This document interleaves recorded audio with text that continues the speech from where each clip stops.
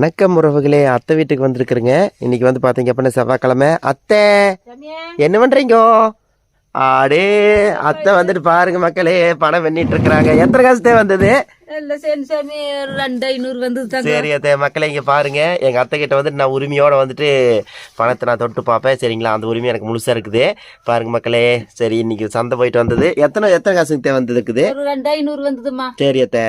கொஞ்சம் நேத்து ஜனங்க மக்கள்லாம் நிறைய வரலீங்க குழம்புன்னு போயிட்டாங்க. சரி அத்தை சரி அத்தை. அதனால கொஞ்சம் கீரையில அளவத்த கொண்டு போனேன். அதுலயும் மேல கொஞ்சம் மிச்சம் நின்னுடுது. சரி அத்தை சரி அத்தை. வருஷமே ஒரு நம்ம விற்கணும், நம்ம நிலவரம் சொல்ல முடியாது. என்ன வர கொடுக்குறாங்களோ அது கையாந்து. சரி அத்தை சரி அத்தை. அதனால ஒரு 2500 வந்தது. சரி அத்தை. வண்டிக்கு ஒரு 600 ரூபாய் போயிரும். சரி அத்தை.